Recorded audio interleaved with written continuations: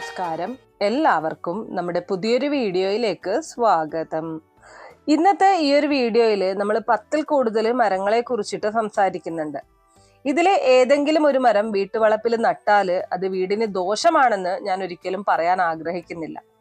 അത് എന്തുകൊണ്ടാണെന്നാൽ മരം ഒരു വരം എന്നാണ് അറിവുള്ളവർ പറഞ്ഞിരിക്കുന്നത്. എന്നാൽ മരത്തേക്കാൾ പ്രധാനമാണ് നമ്മൾ താമസിക്കുന്ന ഗ്രഹം എന്ന് വെച്ചാല് വീടിനാണ് ആദ്യത്തെ പരിഗണന കൊടുക്കേണ്ടത്. അതുകൊണ്ട് തന്നെ ഓരോ വൃക്ഷങ്ങൾക്കും അതിൻ്റെതായിട്ടുള്ള സ്ഥാനം അറിവുള്ള വാസ്തു ആചാര്യന്മാർ കൽപ്പിച്ചിട്ടുണ്ട്. അപ്പൊ ഇവിടെ നമ്മൾ പറയാൻ പോകുന്നത് ഏതൊക്കെ മരം എവിടെയൊക്കെ വരാം എന്നാണ്. അതിലുപരിയായിട്ട് കേരളത്തിന്റെ ശരിയായ വാസ്തുശാസ്ത്ര പ്രകാരം വീടിന്റെ നടവാതിലിന് മുൻപിൽ ഉറപ്പായിട്ടും വന്നിരിക്കേണ്ട ഒരു മരമുണ്ട്. അത് ഏതാണെന്നും ഇന്നത്തെ വീഡിയോയിൽ ഞാൻ പറയുന്നതാണ്. തീർച്ചയായിട്ടും ഒരു വീടായി കഴിഞ്ഞാൽ വീടിന് ചുറ്റും മരങ്ങൾ ഉണ്ടായിരിക്കും. എന്നാൽ ആ മരങ്ങളുടെ സ്ഥാനം കൃത്യമല്ല എന്നുണ്ടെങ്കിൽ നമുക്ക് ചില ദോഷങ്ങൾ വന്നു ഭവിക്കാനുള്ള സാധ്യതയുണ്ട്. അപ്പൊ ഇന്നത്തെ വീഡിയോയിൽ നമുക്ക് ഇതിനെക്കുറിച്ച് കൂടുതലായിട്ട് സംസാരിക്കാം. അതിനു മുന്നേ നിങ്ങൾ പുതിയതായിട്ടാണ് എൻ്റെ ചാനൽ കാണുന്നത് എന്നുണ്ടെങ്കിൽ ദയവേദി ചാനൽ ഒന്ന് സബ്സ്ക്രൈബ് ചെയ്യുക. തൊട്ടടുത്ത് തന്നെ ഒരു കുഞ്ഞു ബെല്ലൈക്കൺ ഉണ്ട്, അതുകൂടെ ഒന്ന് പ്രസ് ചെയ്യുക. അതിൽ ഓൾ എന്നുള്ള ഓപ്ഷൻ സെലക്ട് ചെയ്ത് കഴിഞ്ഞാൽ എൻ്റെ എല്ലാ വീഡിയോസിനും നിങ്ങൾക്ക് നോട്ടിഫിക്കേഷൻ കിട്ടുന്നതായിരിക്കും. ഞാൻ ആദ്യം തന്നെ പറഞ്ഞ ആ ഒരു വാചകം, മരം ഒരു വരം എന്നത് പരമാർത്ഥമായ കാര്യമാണ്. നമുക്ക് ഏതൊക്കെ വൃക്ഷങ്ങൾ വീടിന്റെ ഏതെല്ലാം ഭാഗങ്ങളിൽ വരാം എന്നുള്ളതിനെ കുറിച്ച് ആദ്യം തന്നെ ഒന്ന് നോക്കാം. അതായത് ഈ പറഞ്ഞതുപോലെ വരികയാണെങ്കിൽ അത് ഏറ്റവും ഉത്തമമാണ്. ഇനി ഒരു പക്ഷെ നിങ്ങളുടെ വീട്ടിൽ ഇപ്രകാരമല്ല, സ്ഥാനം തെറ്റിയിരുന്നാലും അതുകൊണ്ട് മറ്റു ദോഷങ്ങളൊന്നും വരാൻ പോകുന്നില്ല. പക്ഷെ അവ കാറ്റത്ത് കടപുഴകി വീടിന് മുകളിലേക്ക് വീഴാതെ മാത്രം നോക്കിയാൽ മതി. ഈ പറഞ്ഞ ഒരു ദോഷം മാത്രമേ ഉള്ളൂ. അപ്പോൾ ഉത്തമം കിഴക്കായതുകൊണ്ട് ആദ്യം നമുക്ക് കിഴക്ക് തൊട്ട് പറഞ്ഞു തുടങ്ങാം. കിഴക്ക് ഭാഗത്ത് പ്ലാവും വടക്ക് ഭാഗത്ത് മാവും വരുന്നതാണ് ഏറ്റവും ഉത്തമം എന്ന് പറയുന്നത്. അതുപോലെ തന്നെ പടിഞ്ഞാറ് ഭാഗത്ത് തെങ്ങും തെക്ക് ഭാഗത്ത് പുളിമരവും വന്നാൽ വാസ്തുശാസ്ത്ര പ്രകാരം വൃക്ഷങ്ങളുടെ ഈ നില ആ വീടിനും വീട്ടിലുള്ളവർക്കും ഉത്തമ ഫലം നൽകുമെന്നാണ് പഴമക്കാർ പറയുന്നത്. ഇത് പഴയകാല ഗ്രന്ഥങ്ങളിലും രേഖപ്പെടുത്തിയിരിക്കുന്ന കാര്യമാണ്. ഇനി രണ്ടാമതായിട്ട് പറയുന്നത് കന്നിമൂലയില്, അതായത് വീടിന്റെ തെക്ക് പടിഞ്ഞാറേ മൂലയില്. ഇതിന് കന്നിമൂല ആയതുകൊണ്ട് തന്നെ വൃക്ഷങ്ങൾ മാത്രമല്ല സസ്യങ്ങളെ കുറിച്ച് കൂടി ഒന്ന് പറയാം. ഇവിടെ കറുക നടുന്നത് വളരെ നല്ലതാണ്. അതങ്ങനെ വെറുതെ അങ്ങനെ നട്ടാൽ പോരാ, നന്നായിട്ട് പടർത്തി നടുവാനായിട്ട് ശ്രദ്ധിക്കേണ്ടതാണ്. അതോടൊപ്പം തന്നെ കന്നിമൂലയിൽ തുളസിച്ചെടി നടുന്നതും വളരെ നല്ലതാണ്. അതായത് അവിടെ വളർന്നു വരുന്നത് വളരെ ഉത്തമമാണ് എന്നുള്ളതാണ്. വാസ്തവം പറഞ്ഞാല് തുളസിച്ചെടി കന്നിമൂലയിൽ മാത്രമല്ല വീടിന് ചുറ്റും വളർത്തുന്നത് തന്നെ വളരെ ഉത്തമമാണ്. പറയാൻ കാരണം ഇത് ഒരു ചെടിയല്ല, ഇത് ഒരു സസ്യമാണ്. അതായത് ഔഷധ സസ്യം. അതാണ് ഇതിന്റെ ഏറ്റവും വലിയ പ്രത്യേകത എന്ന് പറയുന്നത്. പക്ഷെ ഈ പറഞ്ഞ കാര്യത്തിന് നമ്മുടെ സമൂഹത്തിൽ സാധാരണക്കാർക്കിടയിൽ പല രീതിയിലാണ് വിശ്വാസം നിലനിൽക്കുന്നത്. ഇത് പറയാൻ കാരണം എന്നോട് തന്നെ പല ആളുകളും കമന്റ് ചെയ്ത് ചോദിച്ചിട്ടുണ്ട്, വീടിന്റെ കന്നിമൂലയില് തുളസിച്ചെടി വരുന്നത് വളരെ വലിയ ദോഷമാണെന്നൊക്കെ പറഞ്ഞു കേൾക്കുന്നുണ്ടല്ലോ, ഇത് ശരിയാണോ എന്ന് അങ്ങനെ പറഞ്ഞ് ഒരുപാട് ആൾക്കാർ കമന്റ് ചെയ്ത് ചോദിച്ചിട്ടുണ്ട്.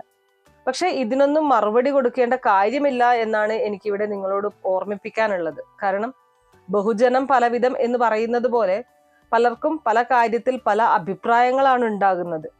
അത് സ്വാഭാവികമാണ്. അപ്പൊ നമ്മൾ പറഞ്ഞു നിർത്തിയത് കന്നിമൂല, വീടിന്റെ തെക്ക് പടിഞ്ഞാറേ മൂലയില് ഇപ്പൊ ഈ പറഞ്ഞതിനോടൊപ്പം തന്നെ വാഴ, കവുങ്ങ്, മുല്ല എന്നിവ നടുന്നതും വളരെ ഉത്തമം തന്നെയാണ്. അതുപോലെ തന്നെ കറിവേപ്പ് കന്നിമൂലയിൽ വരുന്നത് അത്യുത്തമമാണ് എന്നാണ് പറയുന്നത്. കറിവേപ്പ് കന്നിമൂലയിൽ മാത്രമല്ല വീടിന്റെ വടക്ക് ഭാഗത്തും വരാവുന്നതാണ്. ഇനി അടുത്തത് മൂന്നാമതായിട്ട് പറയുന്നത് വീടിന്റെ തെക്ക് കിഴക്കേ മൂലയായിട്ടുള്ള അഗ്നികോണില് താല്പര്യമുള്ളവർക്ക് മുള നട്ട് പരിപാലിക്കാം. അതുപോലെ തന്നെ പേരമരം അവിടെ നടുന്നതും വളരെ വളരെ ഉത്തമമാണ്. അതുപോലെ തന്നെ കാച്ചില്, ചേമ്പ് എന്നിവ ഇവിടെ നടുന്നതും വളരെ ഉത്തമമായിട്ടുള്ള കാര്യമാണ്. ഇനി അടുത്തത് നാലാമതായിട്ട് പറയുന്നത് വടക്ക് കിഴക്കേ മൂലയില് സമ്പൽ സമൃദ്ധിക്കായിട്ട് കണിക്കൊന്ന മരം നട്ടു വളർത്തുന്നത് വളരെ ഉത്തമമാണ്. ഇത് വാസ്തുശാസ്ത്രം കണക്കാക്കുന്ന കാര്യമാണ്. അതിനോടൊപ്പം തന്നെ തേക്ക്, ആഡംബര വൃക്ഷങ്ങൾ എന്നിവയും അവിടെ നടുന്നത് ഏറ്റവും ഉത്തമമാണ്. ഇനി അടുത്തത് അഞ്ചാമതായിട്ട് പറയുന്നത് വീടിന്റെ പടിഞ്ഞാറ് ഭാഗത്ത് മഞ്ഞൾ നടുന്നത് വാസ്തുദോഷങ്ങൾ കുറയ്ക്കുമെന്നാണ് പണ്ടുകാലം മുതൽക്കുള്ള ഒരു വിശ്വാസമായിട്ട് നിലനിന്നു പോരുന്നത്. അത് മാത്രമല്ല ഇഞ്ചി, കുരുമുളക് എന്നിവയും ഇവിടെ നടാവുന്നതാണ്. പക്ഷെ ഈ പറഞ്ഞ മഞ്ഞള് നമ്മൾ ആദ്യം പറഞ്ഞു നിർത്തിയ കന്നിമൂലയിൽ നടുന്നതും വളരെ ഉത്തമമാണെന്ന് ചില ഗ്രന്ഥങ്ങളിൽ പരാമർശിച്ച് കേട്ടിട്ടുണ്ട്. അതുപോലെ തന്നെ മിക്കവാറും ഗ്രന്ഥങ്ങളിൽ ആചാര്യ ശ്രേഷ്ഠന്മാർ മുന്നറിയിപ്പായിട്ട് തന്നെ ഒരു പ്രത്യേക കാര്യം പറഞ്ഞിട്ടുണ്ട്.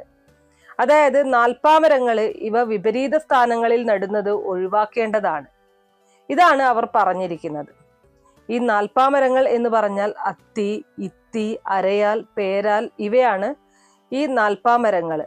ഇത് പ്രകാരം അവർ പറഞ്ഞിരിക്കുന്നത് എങ്ങനെയാണെന്ന് വെച്ചാൽ വടക്ക് അത്തി, തെക്ക് ഇത്തി, കിഴക്ക് അരയാൽ, പടിഞ്ഞാറ് പേരാൽ. ഇതാണ് അതിന്റെ ഒരു കണക്കായിട്ട് അവർ പ്രസ്താവിച്ചിരിക്കുന്നത്. ഇത്രയുമാണ് ഒരു വീടിനെ സംബന്ധിച്ചിടത്തോളം വൃക്ഷങ്ങൾ എവിടെ എങ്ങനെ നിൽക്കണം എന്നതിന്റെ പ്രധാന രൂപരേഖയായിട്ട് പറയാവുന്നത്. ഒന്നുകൂടി പറയുന്നു, ഒരുപക്ഷെ നിങ്ങളുടെ വീട്ടില് ഈ പറഞ്ഞ പ്രകാരമല്ല വൃക്ഷങ്ങൾ സ്ഥിതി ചെയ്യുന്നതെങ്കിൽ, അതായത് നട്ടു വളർത്തിയിട്ടുള്ളതെങ്കിൽ അവ യാതൊരു കാരണവശാലും മുറിച്ചു കളയേണ്ട ആവശ്യമില്ല. അടുത്ത പ്രാവശ്യം ഇതുപോലെ നടാതിരുന്നാൽ മാത്രം മതി.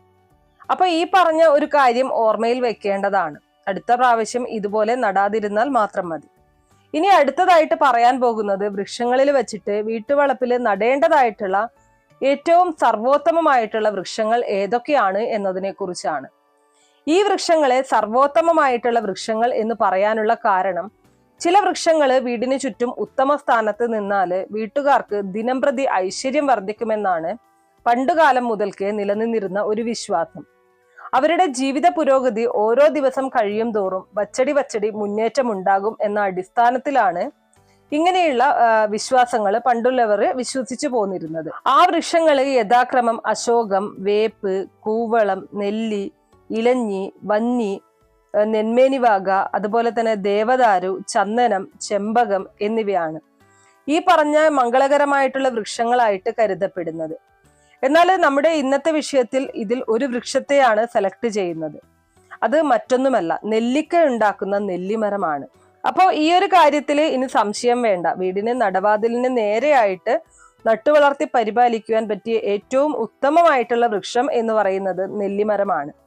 നമ്മുടെ ഗ്രാമീണ ഭാഷയിൽ ഒരു പഴഞ്ചൊല്ലുണ്ട്, നെല്ലിക്ക ആദ്യം കഴിക്കും പിന്നെ മധുരിക്കുമെന്ന്. ഈ പറഞ്ഞതുപോലെ തന്നെയാണ് അറിവുള്ള അല്ലെങ്കിൽ പ്രാപ്തിയുള്ള ആളുകളുമായിട്ടുള്ള സഹവാസങ്ങളും. ഈ പറഞ്ഞതുപോലെ അമൃതിന് തുല്യമാണ് നെല്ലിക്ക.